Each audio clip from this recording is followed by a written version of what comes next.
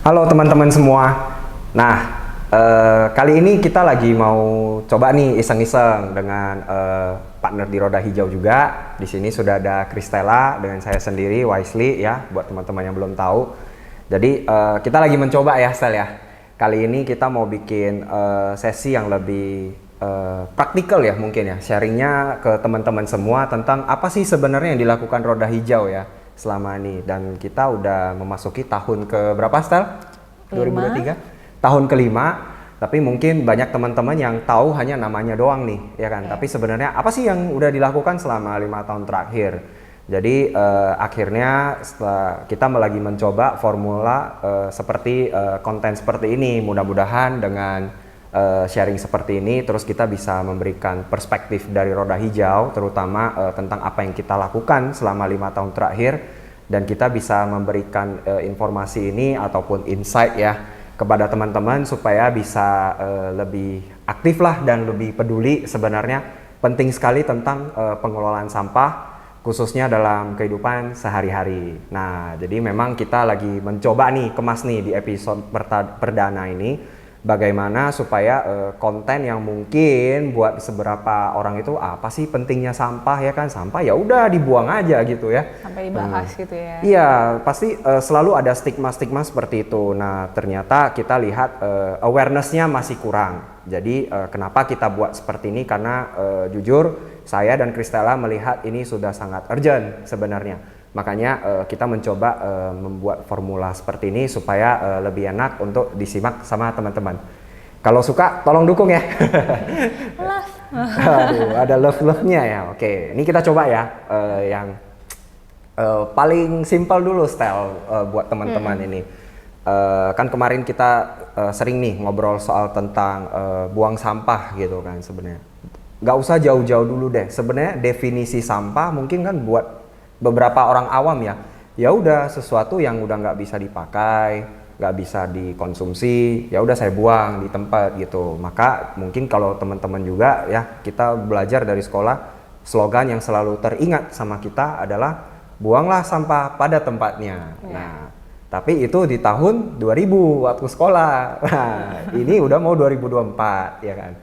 Kalau menurut Stella sendiri, slogan buanglah sampah pada tempatnya itu gimana? Coba dong sharing teman-teman. Udah nggak relevan ya pastinya, karena dengan terms buanglah sampah pada tempatnya itu memfokuskan perilaku untuk mewadahkan sampah doang gitu. Sampah dibuang, jauhkan daripada dirimu, terus diwadahkan. Padahal sebelum kita membuang sampah itu perlu ada step sebelumnya gitu. Kalau teman-teman tahu 3R ya, itu terdiri dari reduce, reuse, dan recycle kan. Yang pertama itu reduce kan pengurangan kan. Jadi nggak semerta-merta langsung buang sampah pada tempatnya, tapi harusnya kurangi sampah. Jadi dalam edukasi pun the first thing yang seharusnya kita tahu itu bukan hanya buang sampah pada tempatnya, tapi kurangi sampah, itu dulu yang utama.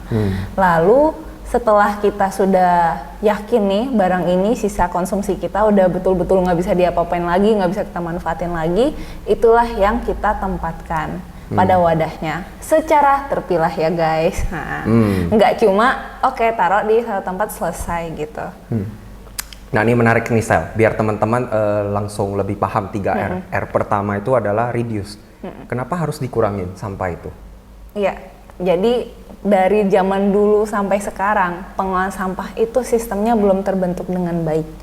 Jadi pola pengelolaan sampah itu di kota-kota ya, termasuk kota Medan saat ini, dia kumpul angkut timbun di TPA. Oke, ada 3 tuh, kumpul, angkut, timbun. Iya. Dari rumah, dari sumber diangkut, kumpul dikumpulkan, mobil atau becak motor ya gitu ya kalau kita ya.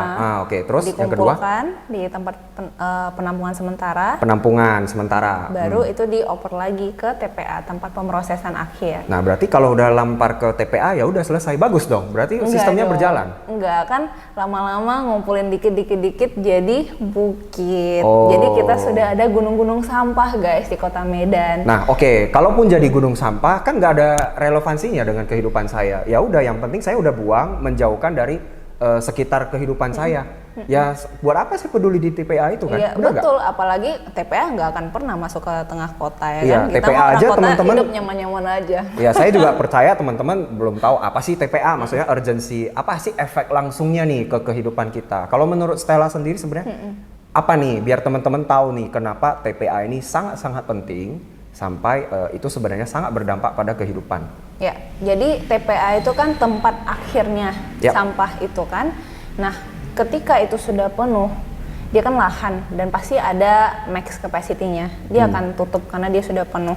Ketika itu sudah penuh dan pemerintah dan kita masyarakat belum ada solusi lain, apa yang terjadi? Secara setiap hari kita akan menghasilkan sampah.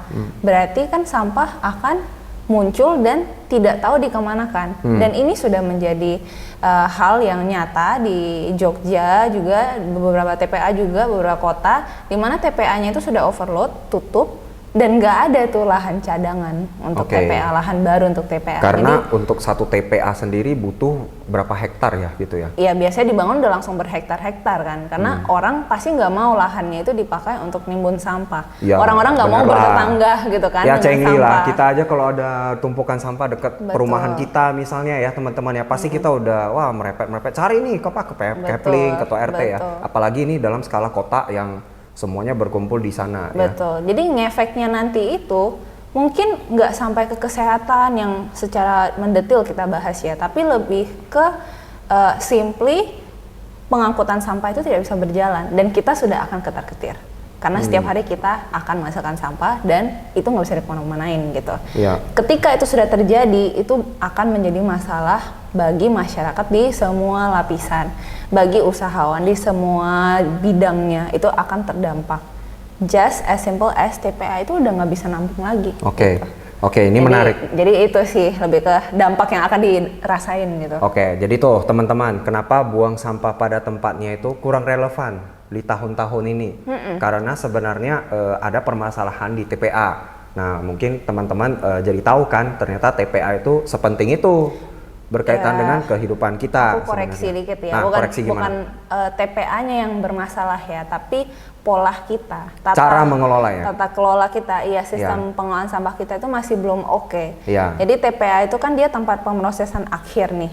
Oke. Idealnya dia akan memproses barang-barang yang nggak bisa diproses Dikumpulkan dari tadi di semua. kita gitu. Nah, kayak mungkin di sumber di lingkungan kita ada bank sampah, ada pengepul gitu kan, dimana barang-barang bisa masuk ke industri daur ulang. Terus ada usaha kayak peternak budidaya maggot misalkan, dia bisa mengolah sampah organik, bisa mengomposkan. Hal-hal itu sudah akan mengurangi sebagian sampah yang dikumpulkan. Oke. Berarti sebenarnya yang dimaksud Stella tempat pemrosesan akhir sekarang itu. TPA yang di Medan itu ya pengelolaannya belum ideal ya berarti ya. Waduh jurang banget Pola ya. kita dari pengangkutan, dari lifestyle kita sampai ke pengangkutan, ke tata caranya, financingnya, regulasi yang mengaturnya itu Oke. masih belum. Ini menarik nih poinnya. Mumpung kita udah sampai ke menyinggung subjek ya maksudnya. Mungkin para peran. Mungkin kan kalau saya nih terutama dulu sebelum bergabung di Roda Hijau ya teman-teman. Kita kan mikir ya udahlah sampah ini kan masalah sosial, masalah skala besar. Artinya ini adalah peran pemerintah dong, tanggung jawab pemerintah dong. Nah, Stel gimana? Coba tanggepin dulu ke teman-teman. Sebenarnya ini peran siapa yang paling bertanggung jawab soal sampah? Kalau kita bilang peran ya, for sure itu masyarakat. Karena dari masyarakat jumlah populasi yang besar, itulah yang menghasilkan timbulan sampah yang paling banyak. Oke, aku koreksi. Masyarakat ini maksudnya diri kita sendiri ya, semua ya, semua kita nih. semua. Saya, Stella, teman-teman semua ya. Iya, betul. Nah, kenapa tuh? Betul. Coba, ayo. Karena dari kita yang menghasilkan sampah dan Kita yang menghasilkan. dan kita populasinya itu lebih besar daripada industri yang ada, daripada perkantoran yang ada. Rumah tangga itu mencakup porsi sumber timbulan sampah yang paling besar. Bener juga ya, sehari-hari saya pasti menghasilkan sampah, bener sih. Dari rumah tangga, gak usah kita bahas skala besar pabrik dan segala macam Betul. dulu ya. Mereka pasti akan menghasilkan sampah juga yang sisi industri ini. Benar. Tapi yang lebih reward itu banyakan dari rumah tangga. Karena dari rumah tangga ada apa? Ada baterai ya kan yang berbahaya. Terus ada kayak popok jenis residu. Ada lagi yang daur ulang. Kalau industri kan rata-rata sudah bisa dikategorikan gitu kan. Ya. Nah nih buat teman-teman nih, kalau untuk sampah rumah tangga nih, pengelompokan dan segala jenis dari organik, anorganik, residu, teman-teman bisa lihat di story highlight IG kita. Kita sudah sebenarnya share dari berapa tahun lalu ya sebenarnya ya. 2021. Iya, dan kita udah mencoba ngulik lebih komprehensif. Mudah-mudahan itu tabel bisa membantu teman-teman untuk mulai aware sebenarnya jenis-jenis sisa konsumsi atau sampah yang kita hasilkan setiap hari itu ternyata bisa nih dikelola dengan baik nih dari skala rumah tangga. Kita nggak usah deh bicara besar-besar sampai ke urusan pabrik dan segala macam. Tapi dari diri kita sendiri aja setiap hari kita itu sebenarnya sudah menghasilkan sampah sebenarnya teman-teman. Dan bagaimana dari skala itu kita bisa mulai bergerak gitu ya istilahnya. Makanya kita pernah launching di 2 tahun yang lalu ya pas COVID itu adalah hashtag kita ikut-ikutan tren sosmed itu Medan mulai memilah. Tapi kayak udah harus ganti ya style ya. Jadi Medan memilah ya. Karena kan udah mulai dari 2 tahun yang lalu ya. Udah mulai. Aduh. Ya begitulah, tapi pro kontranya maksudnya biar teman-teman bisa paham kenapa kita buat sharing sesi seperti ini adalah mungkin paham dulu ternyata ada persoalan TPA. Tidak mungkin TPA sudah penuh, buka lagi yang baru, isi penuh. Kayaknya kalau pengelolaan caranya seperti ini secara konsep tidak sirkuler ya sebenarnya. Mau sampai kapan gitu. Mau sampai kapan? Apalagi ya kalau kita kan bilangnya kita kan tinggal di sini kan numpang ya bahasanya ya, bukan ini punya kita semua lah. Jadi mungkin saya lebih menekankannya ya ayo kita mulai sadar nih sebenarnya sumbernya itu ya memang masih di diri kita ya, bahkan bukan sampai ke pemerintah dan segala macam. Bahkan saya lihat beberapa bulan terakhir nih ya teman-teman banyak yang sebenarnya di sosial media ini concernnya saya lihat tentang awareness sampah lingkungan. Hampir tidak bisa terpisahkan sebenarnya. Dalam artian seperti ini, saya mulai melihat trennya itu seperti aksi bersih sungai. Nah, saya tidak mengatakan aksi bersih ini tindakan yang tidak pantas atau tidak pas lah gitu ya. Positif. Hanya saja publikasi sosial media itu membuat persepsi publik sebenarnya sisi positifnya adalah oh iya, ada ya orang yang peduli sampah, tapi dalam aksi kolektif. Betul. Nah, mungkin yang berbeda sudut pandangnya dengan teman-teman, terutama saya ya, mungkin Kristella juga punya perspektif lain masing-masing, tapi khususnya saya lebih melihat itu kita itu sebenarnya mudah sekali terdistraksi dengan apa yang disuguhkan sosial media, aksi kolektif. Awareness-nya bagus, kita support, tapi dalam bentuk komen positif, dalam bentuk dukungan mungkin donasi dan segala macam. Tapi rawan sekali kita lupa untuk bercermin diri nih. Sebenarnya akar masalah kenapa bisa terjadi aksi bersih itu kenapa? Berarti kan ada sampah yang terus-terusan dibuang di sungai, tapi kenapa nggak pernah terkelola dengan baik? Ada yang salah di sana cara berpikirnya. Bukan konteks publikasi aksi bersihnya ya, tapi penyebab tidak bersihnya. Yang saya lihat style. Jadi ini sangat menarik, tapi juga ya saya mengatakan ini juga hati-hati banget supaya tidak disetir ya, tidak salah dipersepsikan. Tapi itu concern saya Sel. Makanya kenapa saya juga sangat percaya apa yang kita lakukan bareng lah ya di Roda Hijau itu. Kita itu selalu berusaha mau audiens kita, teman-teman semua, terutama buat teman-teman yang sudah support Roda Hijau dari dulu. Kenapa sebenarnya kita fokus pada diri sendiri dulu, lihat sekeliling kita, sekitar kita, coba kita rethinking kembali, berpikir kembali, ya itu tadi, hal seperti pengelolaan sampah itu ternyata ya tanggung jawabnya memang di diri kita sendiri, karena kita mengkonsumsi apapun, sesimpel kopi, segelas kopi ini contohnya, ini bukan promosi, kenapa saya megang segelas kopi dari tadi, tapi kopi yang saya konsumsi ini sudah menggunakan misalnya gelas tidak kemasan sekali pakai. Nah ini kan sebenarnya sudah mengurangi potensi saya yang seperti tadi Stella katakan reduce ya, yang pertama ya, berarti lolos ya, konsisten. Nah itu reduce itu berarti saya sudah mengurangi satu kemasan pakai kopi. Apalagi saya tiap hari ngopi. Teman-teman juga pasti setiap hari ada yang ngopi atau jajan kemasan sekali minuman. Bagaimana coba diganti dengan yang bisa dipakai berulang kali. Toh cuman perlu repot ya dicuci. Memang repot, tapi orang dulu sebelum ada kemasan sekali pakai juga nyuci kan sebenarnya. Betul, Iya betul. kan? Just habit. Ya, jadi ini semuanya balik lagi adalah budaya, lifestyle, gaya hidup. Mau jadi seperti apa kan sebenarnya kita itu mau desain hidup kita ke arah yang seperti apa. Lebih, ya kalau kita bilang bahasanya lebih bertanggung jawab ya, lebih berkesadaran. Betul. Kebetulan saja kehidupan berkesadaran dan ini bertanggung jawab ini ada berkaitan dengan sampah. Sebenarnya ini di semua aspek kehidupan mah lumrah ya, biasa semuanya. Nah itu yang mungkin pengen kita share lah untuk kali ini ke teman-teman soal TPA, perilaku gaya hidup. Mungkin dari Stella ada mau nambahin apa nih soal TPA atau mungkin tentang sampah gitu. Pilahlah sampahmu dari rumah ya. Pilah sampah dari rumah. dari rumah. Yes, itu number one step. Tanda seru, tanda seru, tanda seru. Oke.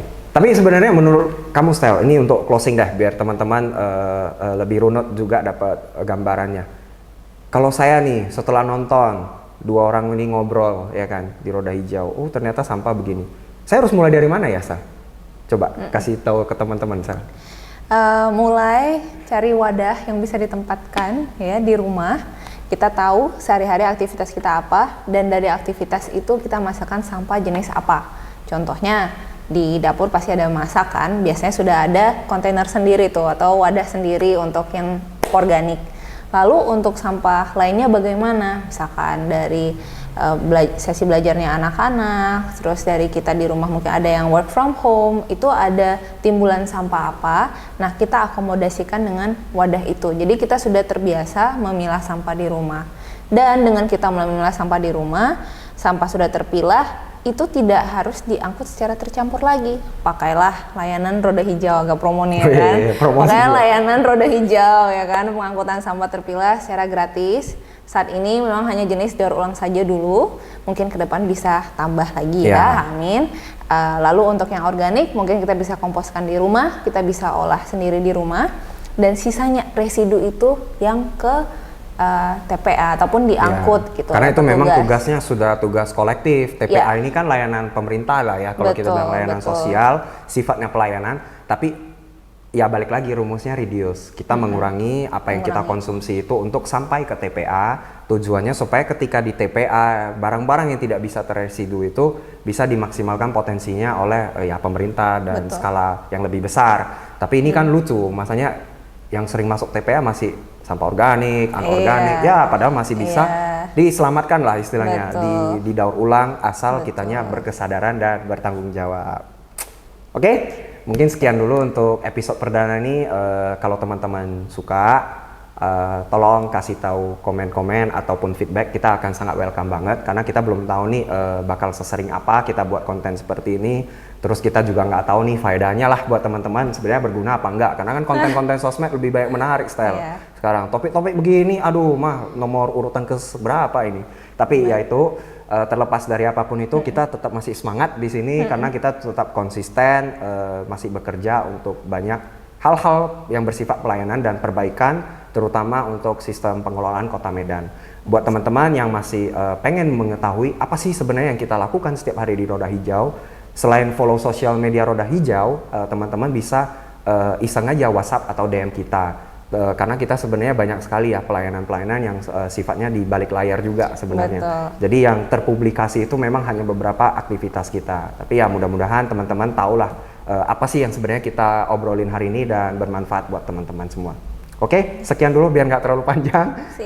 Oke, sip. Thank you. Thank you. See you.